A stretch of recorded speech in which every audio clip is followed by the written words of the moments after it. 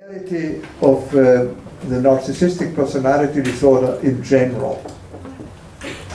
We may classify it in very simple clinical way as the mildest cases who are individuals who function very well, and the only problem they show are limited social conflicts. At work, in spite of being very brilliant, they don't get promoted because they have chronic difficulties with others who feel that these patients are too self-centered, grandiose, pushing others aside.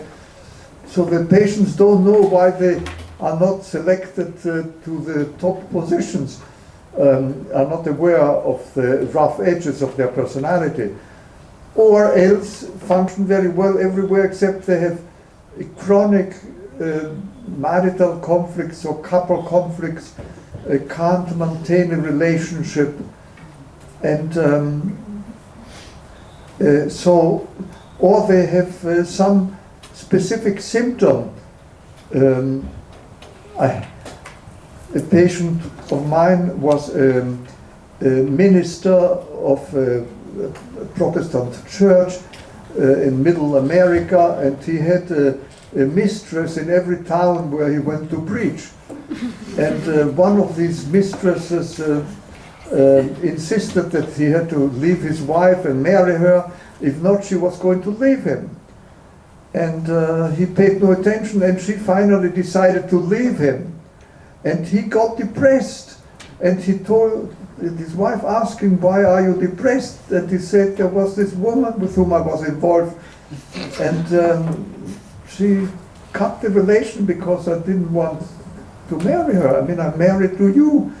And he was very surprised that his wife got enraged. And so on top of the depression, he had a marital conflict, came to treatment because of a depression. So I saw him for about 8 or 10 sessions, and he improved his depression and felt okay. And he said, "I think I'm all right. I can go back to normal." And what was normal for him? And I told him, yes, I could see that, but I predicted that he might have more problem in his marriage in the future, and if he had serious problems that he couldn't resolve, he should consider going back to treatment. Later on I learned that in fact a year later he went back into long-term psychoanalytic psychotherapy, which surprised me, because when I saw him he just acted as if everything was fine. But that's a nice illustration of a mild case, although it had the amusing quality that it was a religious man, where of course this behavior created more problems.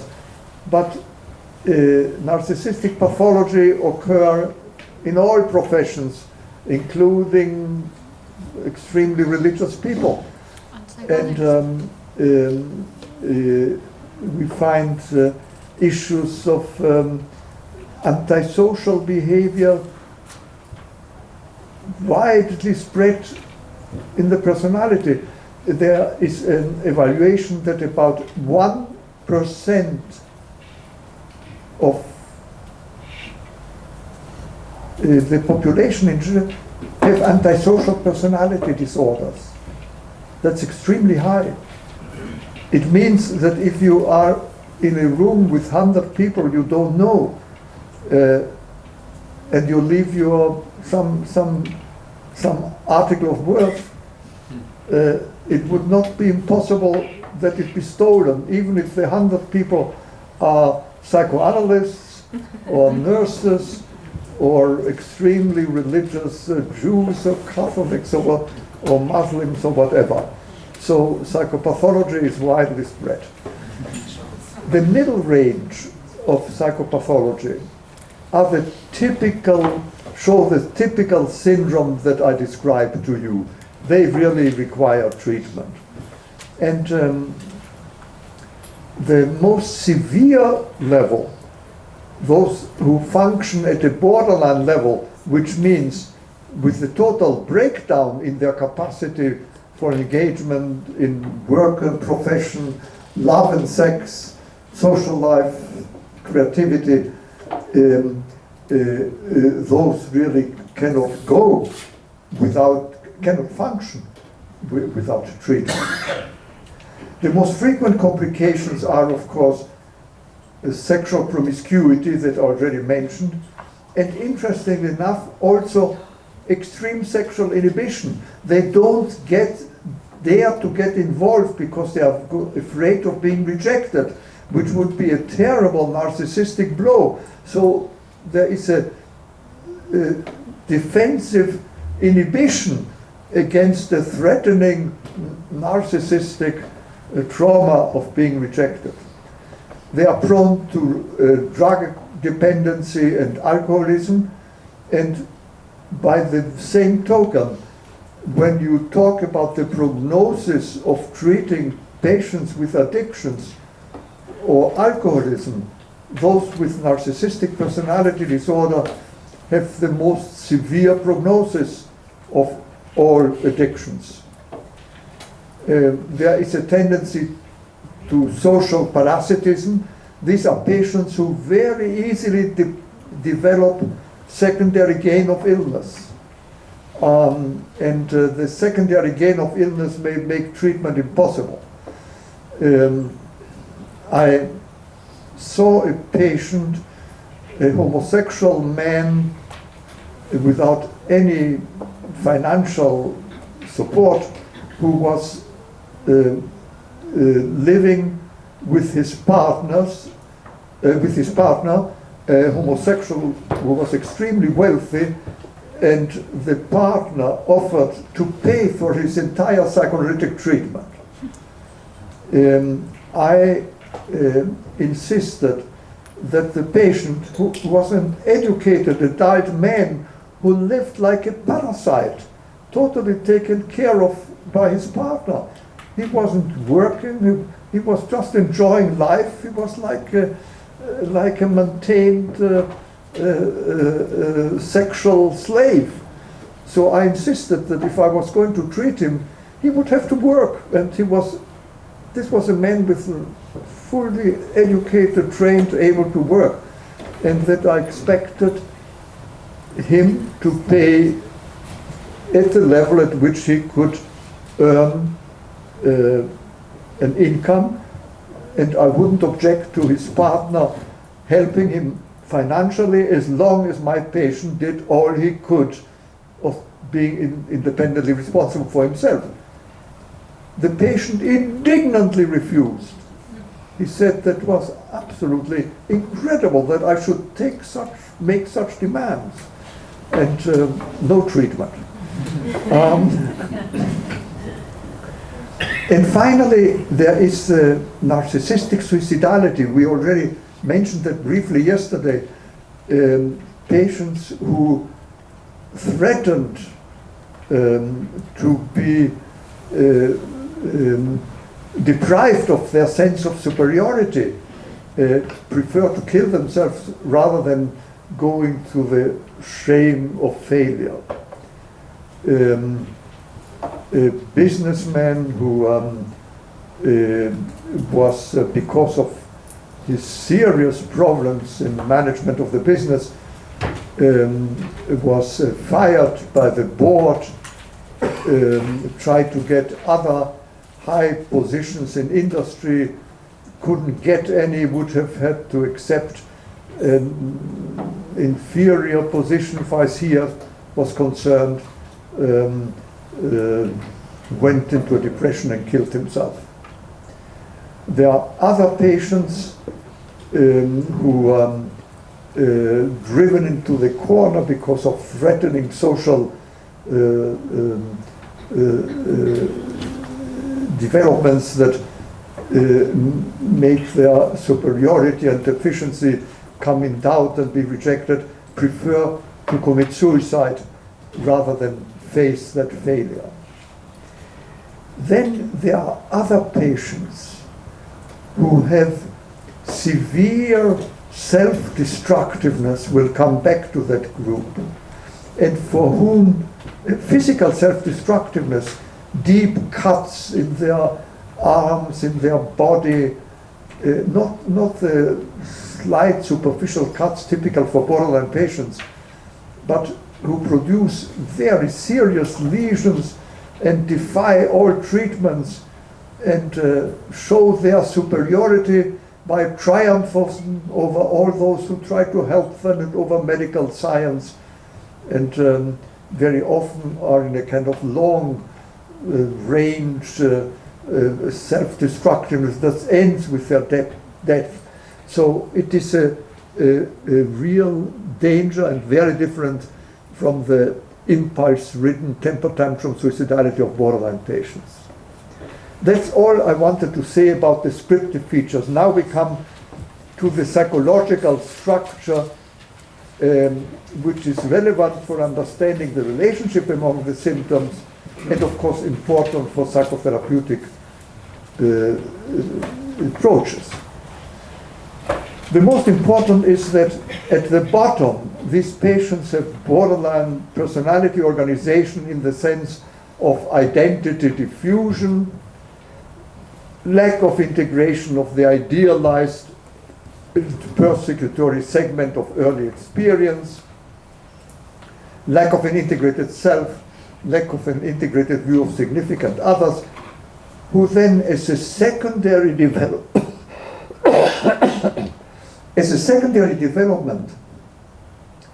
develop a pathological grandiose self, namely a kind of a structure in which they absorb in their self-representation the aspect of the ego ideal, the ideal representations of self that ordinarily would become part of the superego, of the internalized value systems, and they incorporate them as if they were already living them.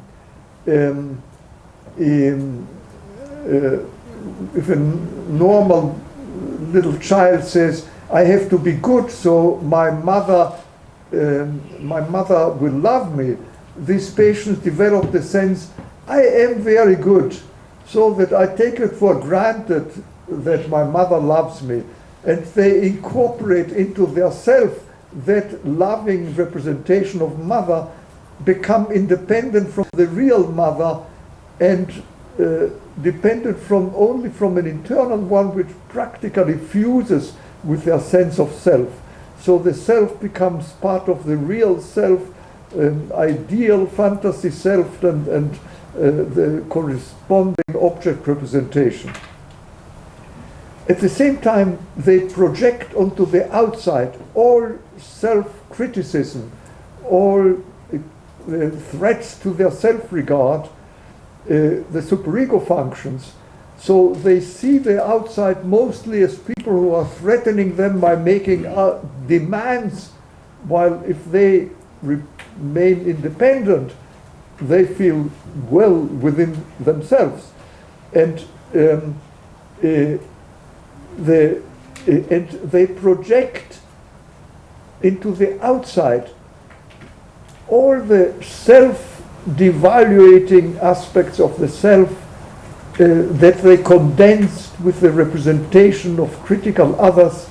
So they have devalued others, threatening others, and temporarily idealized others whom they have to incorporate, imitate in their fragile idealization. So they expel their internal world while developing a sense of self-satisfying grandiosity. The most severe cases that we've seen then have contained in that self a sense of aggressive self-affirmation and the intensity of primitive aggression that is usually expressed as envy and the psychopathology of envy becomes part of the self, the grandiosity of which is increased by the expression of power. So the grandiose self is infiltrated with an aggressive behavior and an antisocial potential, because they don't have the internalized value systems that would constitute a normal morality. That, in a nutshell, is a structure. Now, the dominant psychodynamic features, as I have already mentioned, conflicts around early aggression, and that they have in common with all patients with borderline personality organization. And all this is etiologically determined, same as with borderline personality organization, by a temperamental genetic, that means temperamental features, insecure attachment, abandonment, abuse, the same etiological factors for borderline personality organization, in other words, for severe personality disorders in general. But to this comes something specific, a remarkable lack of normal dependency and loving care. There is a weakness of all positive experiences, and therefore of the idealized segment, in contrast to the persecutory segment of experience. And at the same time, they are a source of admiration for some property or some circumstance, admiration replacing love. Very often, very narcissistic parents, incapable of real interest in their children's personality, use the children for narcissistic purposes of their own. Look what a beautiful child I have. So the child becomes an object of narcissistic gratification, and insofar as the child has wonderful things that increase the gratification of mother, the child is admired. Or if the child has unusual talents. A patient of mine was a born piano player. He at age 7, he was able to play complex musical pieces. He was made a brilliant career as for concert pianist, and went rapidly ascended, went into the best schools, finally into the top music school of New York. And then when what he had to do was to practice many hours, when he realized there were other people equally talented who working to become a concert pianist, he lost interest. He was a natural genius. To have to work for many hours when it was natural for him to be perfect, he couldn't tolerate that. So he started failing and finally had to leave just before graduation, and had to resign himself not to become a concert pianist, but probably a piano teacher or a pianist in an orchestra, but not of the position which he had dreamt given his talent. So he dropped that completely. And so the admiration fostered the development of a pathological grandiose self, but by the same token, that for which he was admired was not motive enough to accept having to learn and compete, rather than being automatically at the top, as he thought he always would be. And he went after that from one effort to maintain his grandiosity with changes of profession to another, ending up with serious incompetence to maintain himself and social failure that brought him to treatment. Very often these are patients who are also overstimulated by the parents. Parents who cannot put limits, who treat the child, who project their own narcissism into the child and treat the child as a perfect being that could do nothing wrong, and the child learns through temper tantrum to have his will all the way. Personal grandiosity is fostered in an atmosphere there is no basic love and no basic limit setting, and that leads then to a kind of grandiosity, very often maintenance of serious splitting. One parent who caters after the child is idealized. The child rewards the parent who lets him get away with everything. The other parent, on the other parent, the aggression is projected, or the parent is devalued, so that there is parental devaluation when there is not parental collusion with grandiosity, which then perpetuates this structure. So the effect is that they don't have the normal basis for narcissistic support that we've seen is essential for normality, and they try to obtain it by admiration from others, desperate search for admiration, while at the same time they look for incorporating whatever they feel will contribute to their own grandiosity, or if they don't have, will limit it, and the psychopathology of envy, then the hatred of what is needed and denied is set up. They tend to spoil, they tend to, well, I see somebody raising a hand. What's your question? I just have a clarification question concerning what you talked about parental splitting. It was not clear for me whether you said that there would be a typical pattern of the parents being divided into one parent over admiring the child and giving the child love, and the other one being punishing and neglectful or devaluating, or if it was inside the child there was a tendency to just split or think of the parents in that sense. Am I saying usually it's an interaction. Yeah. To start out with, fostering a child's grandiosity, not setting limits. Both parents tend to differentiate themselves, because if both parents admire the child continuously, and the child becomes more and more demanding, eventually one of the two of them says enough is enough, and the other one says no, he needs that, the child.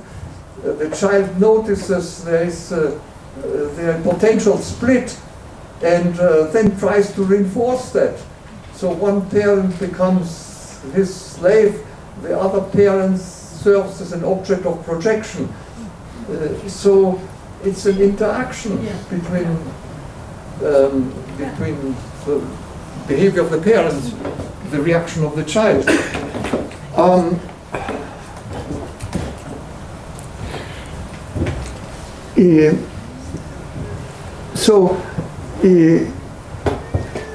The projection of the devalued aspects of the self onto others to maintain only a sense of superiority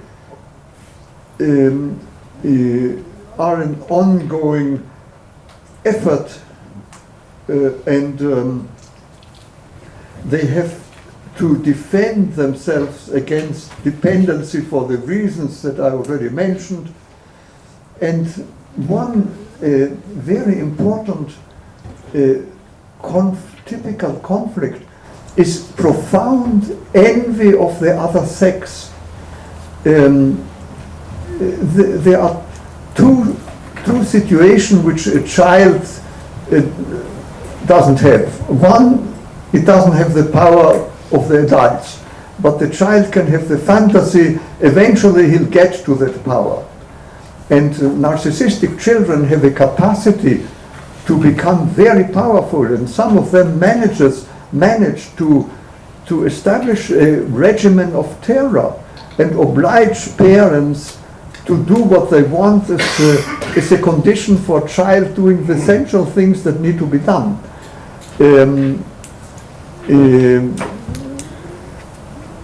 One of the narcissistic children treated by one of our therapists, a 10-year-old, refused to go to school. And the parents insisted, and they said, okay, but I need more space at home. And so the parents left him it was a very limited family in terms of financial resources. They left him their living room area for all the toys, and the parents withdrew to their bedroom.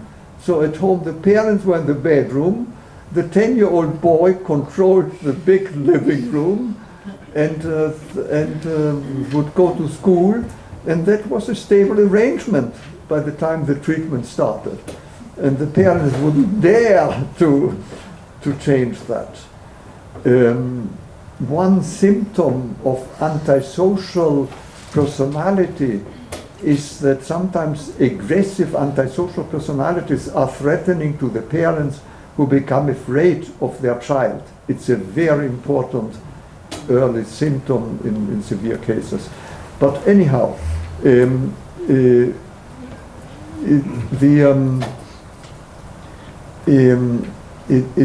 profound, as I said, one then is the envy of the adults that is compensated knowing the child is going to be an adult too. And the other is the envy of the other gender. And one never will become part of the other gender, except if socially it becomes tolerable or fashionable that one can change one's gender. And the increase that we have at this point in transsexuality, intersexuality, is an opening for the unconscious envy of the other gender that can now be expressed socially. And it's typical for a segment of the intersexual, bisexual or transsexual population to contain this kind of narcissistic personality. I'm not saying that all transgender patients are narcissistic personalities. No. On the contrary, there are patients who are we don't know exactly, we don't know, we know that of course gender is determined genetically, but one's sexual identity is a combination of genetic dispositions and psychosocial influences. The sense of whether one is a boy or a girl, there are four components to the sexual response. The intensity of sexual excitement, whether one selects men or women as sexual objects, the extent to which one experiences oneself as man or woman, and one's psychological behavior that acquires characteristics socially associated with one or the other gender. These four components together make for one's sexual identity. We talk about core sexual identity, which is the core conviction that one is man or woman. We talk about secondary sexual characteristics for the behavior, usual behaviors associated with boys and girls that's partly genetically determined, partly cultural. Intensity of sexual excitement, partly hormonally determined, partly psychologically, and the selection of the other person, male or female. I don't have time to go into detail about this, but I'm mentioning this here because one of these components, whether one is basically male or female, is determined in the first 3 years of life. Probably some genetic component, but there's evidence that it's mostly determined psychologically, whether the baby is considered to be a boy or a girl by the parents. If you have a hermaphrodite child, the sex is clearly determined how the child is being treated by the parents. So there are persons who grow up with a conviction that they are in a wrong body because their early determination of gender predates the final biological development of their physical body. So there are people who have the conviction from childhood on they are in the wrong body and want to change gender. And these are indeed indications for hormonal and surgical intervention and are a source of then transsexuality, which is a perfectly appropriate therapeutic intervention. But one, and by the way, just as a personal note, I was a fellow at Johns Hopkins Hospital 1959 to 1960, where those operations were done, very early operations, and there were a number of patients coming in from Cuba to Baltimore for sex change, and I had to, because I spoke Spanish, I had the opportunity of examining all these patients who came in for gender change, and had the opportunity of seeing that very impressive group of patients who in fact ended up without any major conflicts, very happy once they changed gender. So that transgender has many origins, but one of them, and particularly multi-gender oriented and attitude, very often is an effort to overcome that envy of the other gender. Freud, as you know, discovered what he called penis envy in women, for thinking that that was the profound sources of psychopathology in women. And it only later became the awareness in studying narcissistic pathology that male patients unconsciously have as intense envy about women than women may have about men, and that this is a profound source of the unconscious resentment and envy toward the other gender.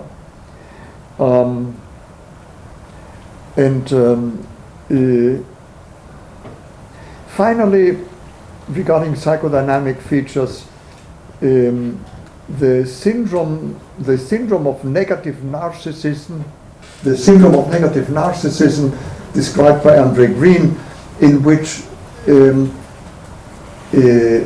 self-directed aggression becomes a dominant motivational force, and that affects patients who chronically self-mutilate. Very often there is there are traumatic circumstances which originate the syndrome, which then is maintained and can end up really with terrible consequences in suicide. These are patients whose major objective is self-destruction. It doesn't need to be a momentary act of suicide. It may be a long-range, slow death that they aspire. One of our patients took rat poison, which produces internal hemorrhages, hospitalized. She was searched for rat poison. We never found it, and her blood picture got worse and worse. Prothrombin time longer and longer. Finally, we had to transfer her to internal medicine because of it, severe internal bleeding. That patient probably died weeks or months later. We tried to initiate treatment. She swore that she took no rat poison. She never was able to become honest with the therapist. Another case, I saw a patient in another city who at age 10, her father, who was an alcoholic and whom she loved dearly, raped her one night as he came home, alcoholic, and then he left home and was never seen again. And from that age on, that patient had great difficulty touching her body between neck and pubis, and could only soap herself using gloves, and started eventually cutting her her arm, her fingers, and she had episodes of severe cutting with blood loss. In between, she felt perfectly all right, smilingly, went through daily life, never got involved with a man, never had any sexual feelings, never had any further thought about her father. She just started self-cutting. By the time I saw her, she had already lost 2 fingers.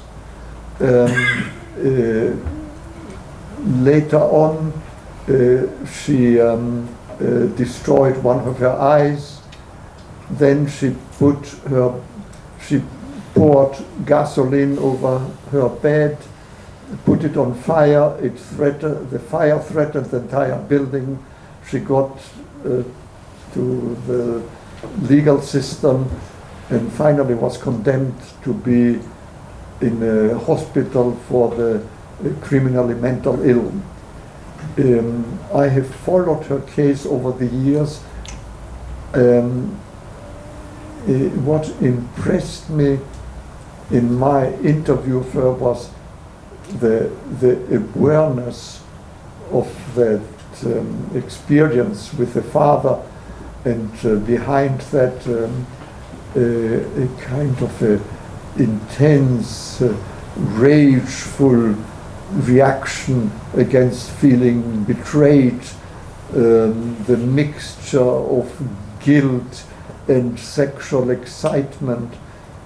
Sex with the beloved father was something she could not tolerate, and a sense of destroying him, the memory and every other relation, including her mother, who had failed to protect her, ended up with a sense of an aggressive, grandiose self that then acquired the sense of self-destruction. I don't know whether that patient is still alive. She probably, I haven't heard anything about her for about a year. She may be dead by now, but even in that hospital for the men, in that prison hospital for the mentally ill, she was able to continue with severely self-inflicted lesion. In between, with a friendly openness, everything is fine. Never again the same thing will happen, which could not be touched in spite of the fact that she was seeing a very experienced therapist.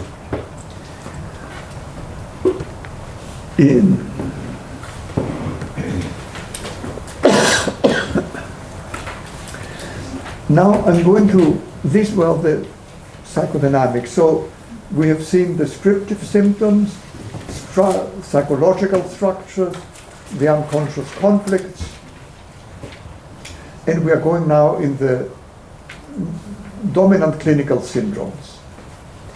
And you see there are a number of them. First, strangely enough, the surface timidity, patients are timid, anxious, insecure, they are sexually inhibited, they look like inhibited personality disorders. At first one thinks in neurotic level of personality organization, until one studies their fantasy life, in which one finds the inordinate grandiosity, superiority, devaluing of others, the struggles with ongoing envy, and makes the diagnosis.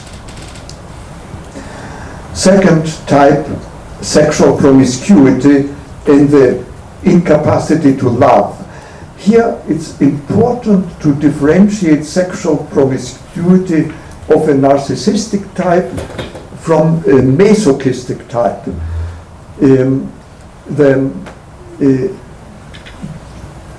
Severely masochistic personality disorders may also go from one unhappy love relationship to the next because they don't tolerate a good love relationships and destroy it because of unconscious guilt.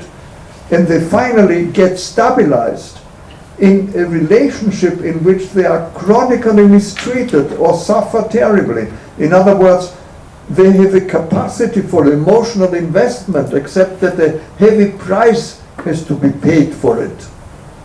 The prognosis for treatment is much better than that in the case of narcissistic kind of sexual promiscuity. But it's important to make that differentiation. The typical sexual promiscuity is that the Don Juan pathology in men who are extremely seductive and idealize a woman, get involved with her, lasts a few months, then they get tired, drop her, on to the next. And clinically one sees this very self-centered, exhibitionistic, dramatically exaggerating their attractiveness men who are very successful usually with women, manage to get the woman whom they are seducing convinced she's the woman of their life with an intense transitory idealization that then is rapidly dismantled. You find the same personality in women, and there it takes a different form, a kind of cold exhibitionism,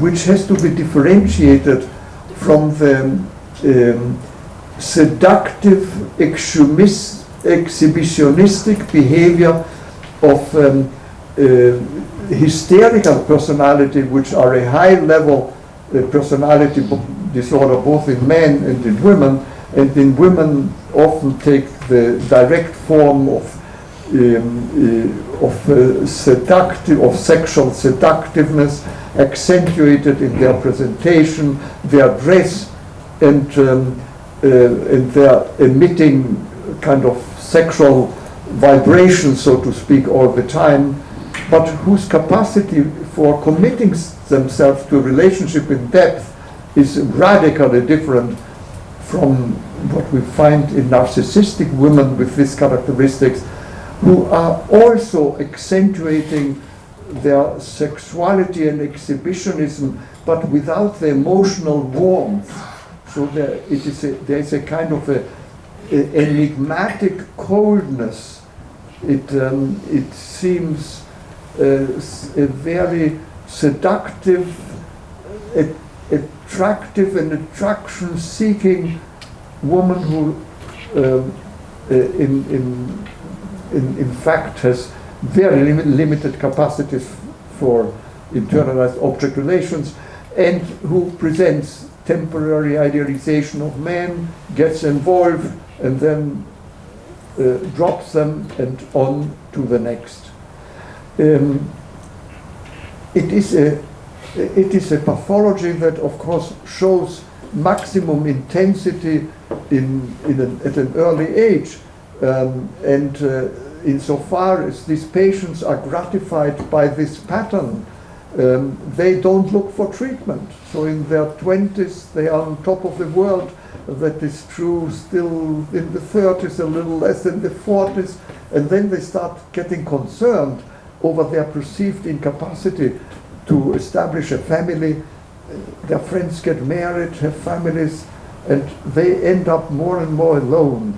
And then when they get into their 50s and 60s, there is a loss of interest, a general disillusionment. They know that every new affair will be a repetition from the past, and as they lose the interest in that outlet, what predominates is that chronic sense of emptiness and a secondary sense of depression having to do with their psychological isolation, sometimes their social isolation, and then they come into treatment.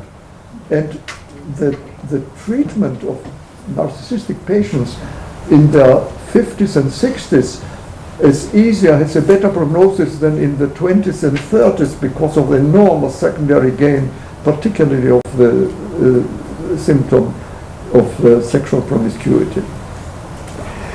Then another syndrome is the so-called thick-skinned and thin-skinned narcissistic personalities. That is also described as the self-assured as against the fragile narcissistic personality. So it goes under different names in the literature. Grandiose versus the insecure. And at the bottom, the difference is the effectiveness of the functioning of the pathological grandiose self. The thick-skinned narcissistic personality usually are individuals who are self-assured, self-assertive, seem very comfortable with themselves, very secure, usually with no emotional introspection at all, and totally averse to any emotional introspection. They have great difficulties in treatment. They don't understand the logic of feelings, of subtle aspects of interpersonal relationship. So it's a perfect functioning without any intimacy, without any empathy. And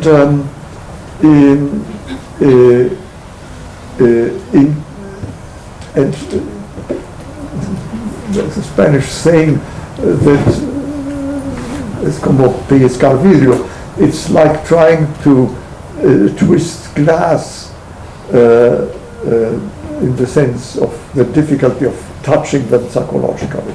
In contrast, the thin-skinned narcissistic personalities have a much weaker self-structure.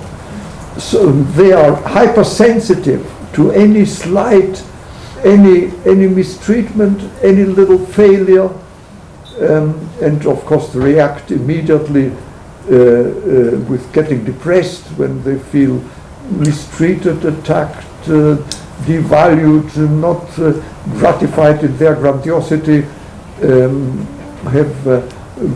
may have rage attacks alternating with sense of depression, show great emotional lability, decrease of the capacity to function in work and profession, in intimacy, in social life. They look more like borderline patients without having the syndrome of malignant narcissism. So the thin-skinned narcissistic personalities are really narcissistic personalities where the underlying borderline structure shows in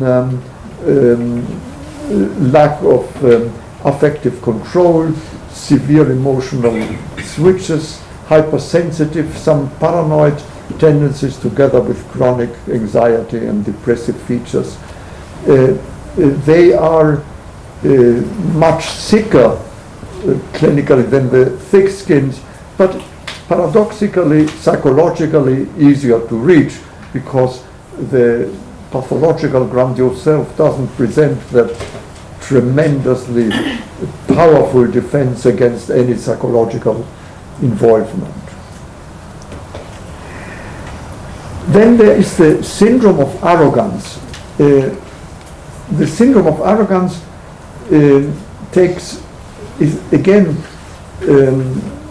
fluctuates along a broad spectrum.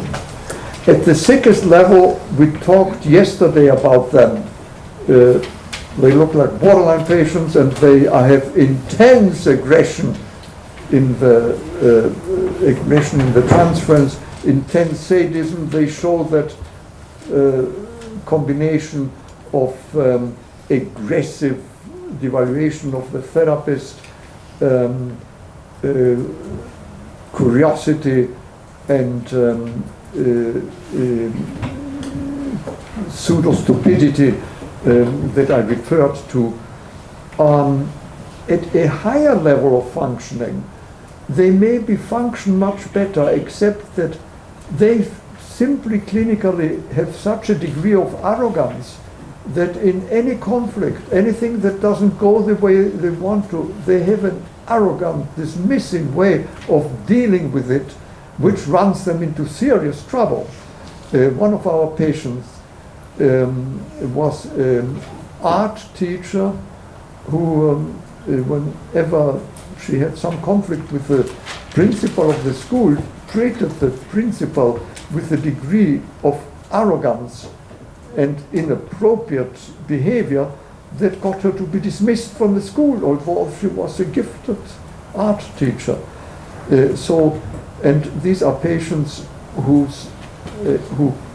come to see a therapist and say, one patient came to the first session with the therapist, says, I've told that you are supposed to help me. I'll confess to you, you don't look like somebody who's really to help anybody else. Was a first greeting.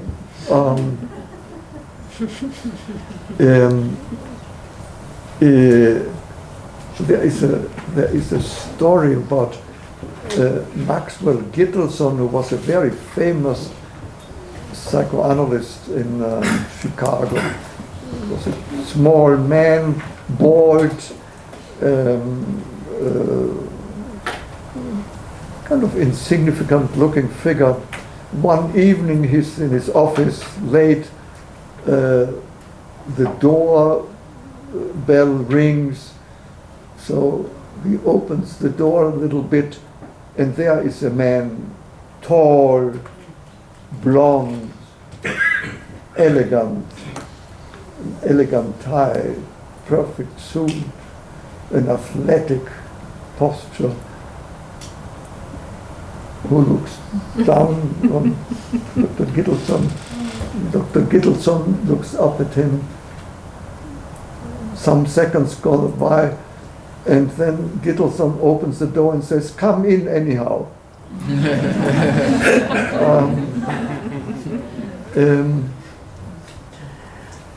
These very often these patients really cannot be treated because their arrogance interferes with the possibility, even the minimum dependency of going to see a therapist. Then there are a type described by Arnold Cooper in our own department and now generally accepted, the narcissistic masochistic structures. These are complex patients who have a very complex structure, both narcissistic and masochistic. Very often patients who have the fantasy they are the greatest sufferers of the world. They carry the greatest weight, so their grandiosity is because of their victimization status. And they make sure that everybody knows how they have been victimized, and that's the most important aspect of their life, period. And a source of moral and personality superiority.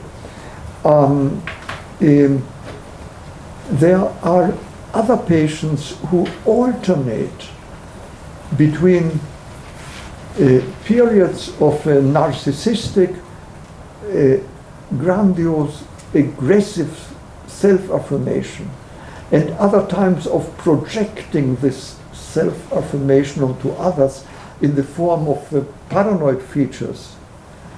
And then other times the aggression is directed against themselves and they become depressive.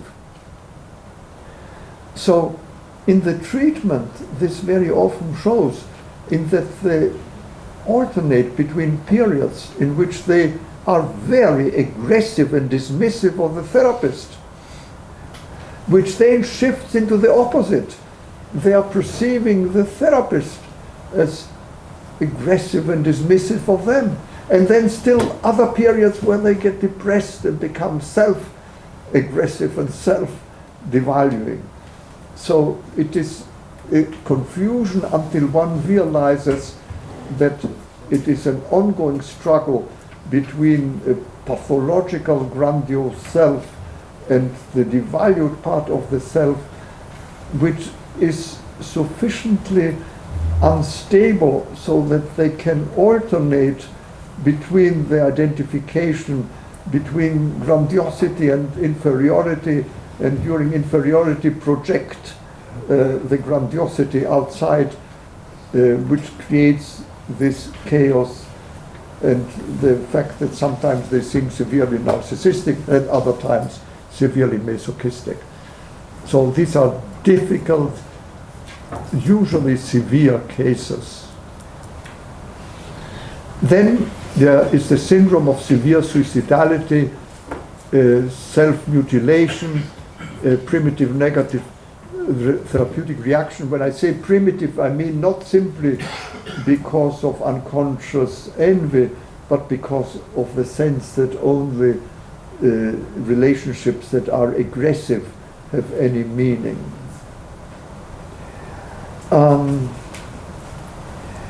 Then there is a strange syndrome described by Rune. Very few cases and very unusual because there is a self that directs aggression. There's a self that directs aggression against itself as well against in whatever there is of an internal world that remains.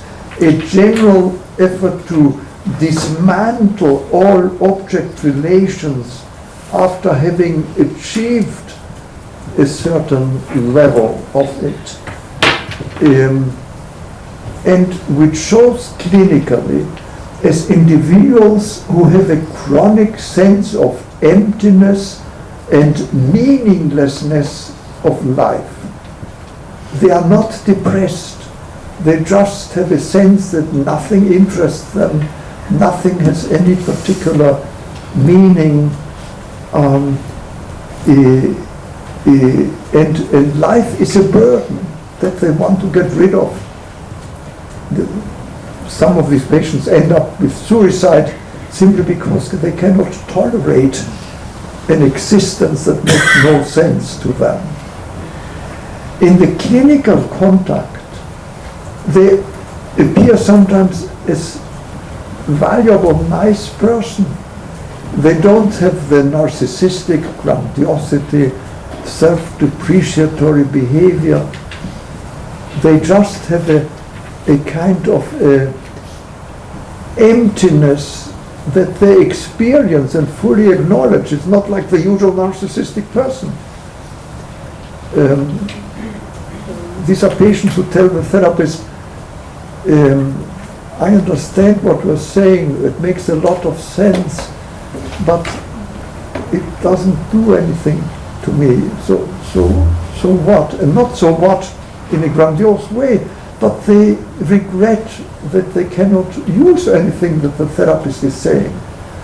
They are usually quite isolated socially. They may be functioning okay at work. They have a superego function. Their social behavior is appropriate. They may have social friends, except in their intimacy, which they don't have the capacity for in terms of stable love life, or they don't have any particular sexual interests either. I hope I've given you the picture. And usually in the background of this patient, in the first few years of life, there was a chronically, severely depressed mother. And there's an unconscious fantasy that they want to return or maintain the relationship with this dead mother as they experience it, a non-available mother, but that's the dead mother, that's the mother that there is, and there's an unconscious wish to get back to her by becoming eternally dead. They dismantle their sense of self, their sense of significant others in an effort to refuse with that dead mother. In the treatment, this becomes almost intolerable. It takes many months at best, in which one discovers behind that indifference the profound sense of frustration because they see the therapist as empty, as unavailable, as that early depressed mother. And if they are capable of reactivating the deep frustration and resentment that originally caused that deep level of activation of aggression, then there is hope for change. If not, very often after years of treatment, therapists feel like giving up. I only know, other than the cases of Rune, 3 or 4 of these patients by colleagues, as well as my own experience. So it's an extremely difficult, challenging and frustrating syndrome, very rare. And finally, the antisocial pathology that I have already outlined to you. Narcissistic personalities that now you can understand very quickly have to be subdivided in narcissistic personality with antisocial features.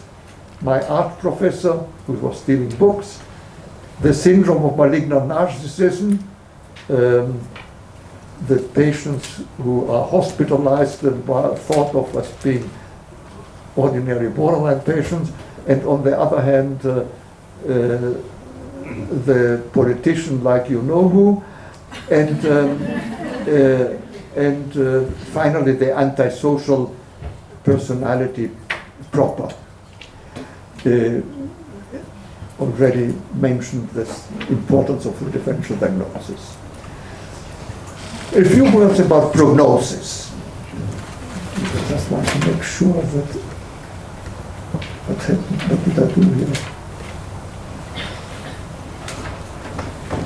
I did something.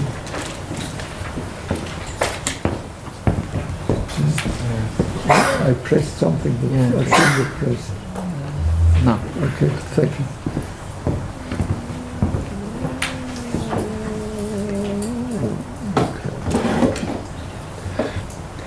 Few words about prognosis. First of all, the general prognostic factors that override all others, and I mentioned yesterday: antisocial behavior, secondary gain of illness. For antisocial behavior, you make your differential diagnosis. For secondary gain of illness, you control it and make as a condition for treatment that patients stop being parasites. Remember that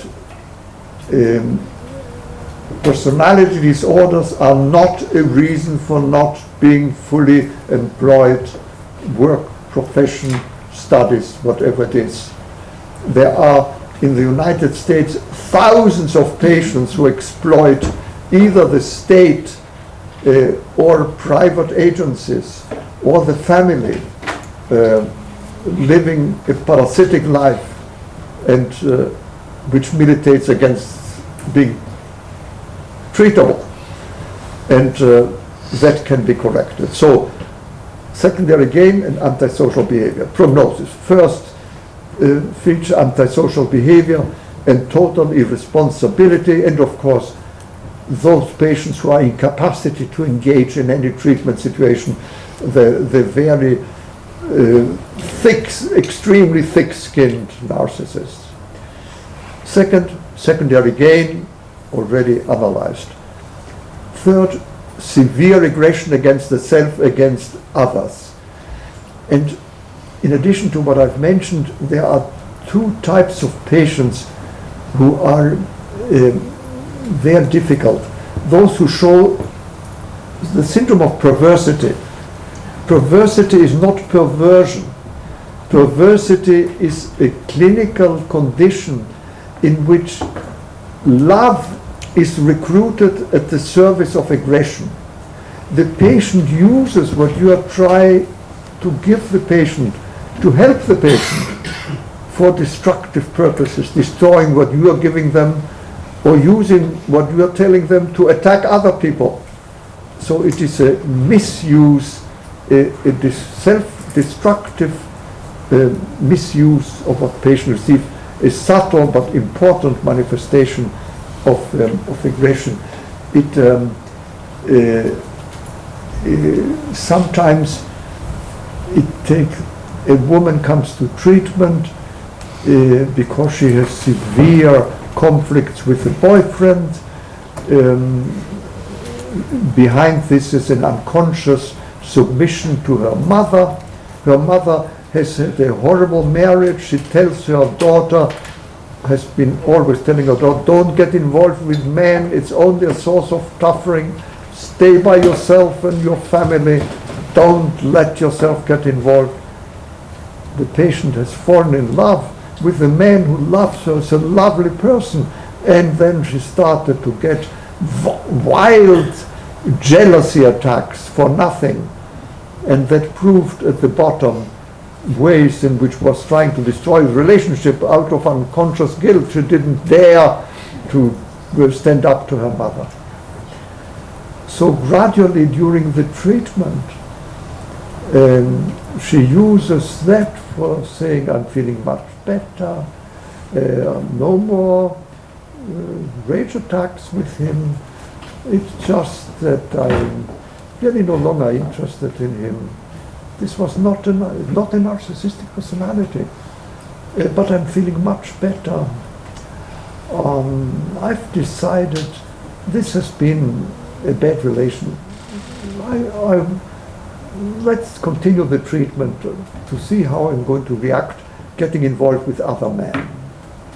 And then this patient gets involved with men and rejects them one after another, happily telling the therapist, good that I didn't get involved in this one. Continuing to be submissive to mother unconsciously, which now has been a conscious content which she acknowledges, but at the bottom pays no attention. And then she comes one day and says, I've decided I'm going to buy semen and have children. I feel like having children right now.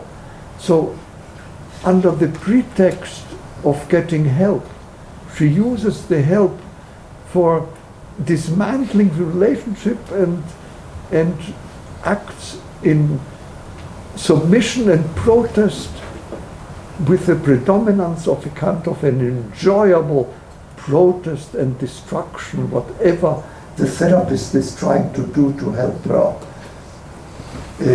That's the kind of situation in which an unconscious pleasure of destructiveness, subtly disguised in the form of, quote, unexpected developments, a lack of response, incapacity to listen, or else using what the therapist says for destructive purposes becomes important.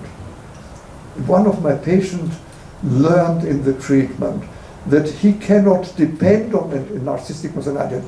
He cannot depend on anybody, because if he did depend, he would miss the person so terribly when he lost the person that he couldn't tolerate it. Therefore, he cannot depend. A totally empty statement that uses what he learns to rationalize his total interest in dealing with the symptom of dependency. That's the syndrome of perversity. It has a bad prognostic quality if it doesn't get resolved. And then there are the litigious patients. We have, United States is a litigious country. People sue each other for nothing. And so there are patients who get into conflict with the therapist. They sue the therapist and take a second therapist to deal with the trauma that they experienced with the first therapist. Then they get into conflict with the second therapist, sue the second therapist, and get into treatment with the third therapist.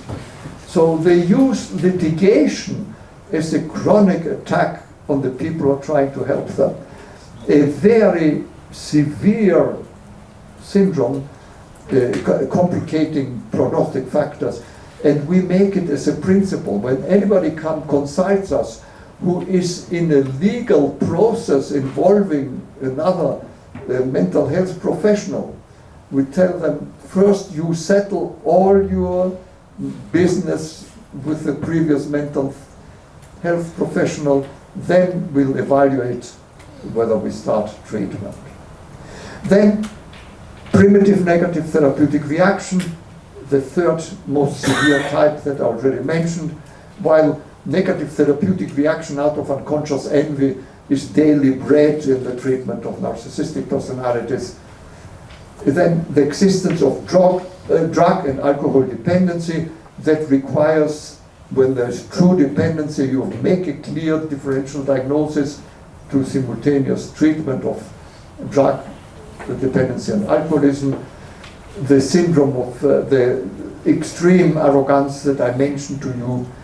Then there is the syndrome of hypochondriasis. I would like to refer to this very briefly. I already mentioned it yesterday. It's a rare personality disorder, not so rare, an infrequent personality disorder that is not mentioned usually in the nomenclature, together with all the other problems of the nomenclature. These are personalities who are chronically concerned about the functioning of their body, hypersensitivity to normal sensory perception of the body, withdrawal from social contacts to be concerned with their body, imaginary illnesses, prone to health foods, protective behavior against illnesses, use of crystal and magic to protect oneself against various illnesses, and who have projected aggression into their own body.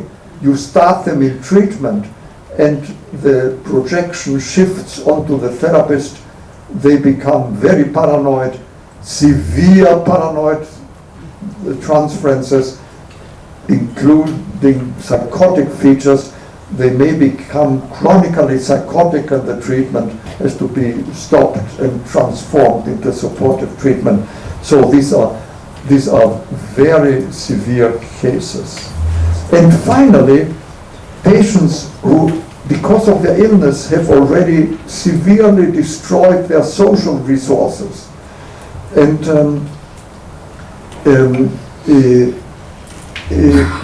so on the negatives, one businessman who developed alcoholism, lost the dominant position in business. Instead of being CEO, became section chief. Then he lost that. Finally, he was no longer employable. A successful businesswoman wife, whom he envied and resented bitterly. Starting of sexual affairs with worsening of the alcoholism, he became unemployable. Wife decided to divorce him. There he was alone, limited resources, and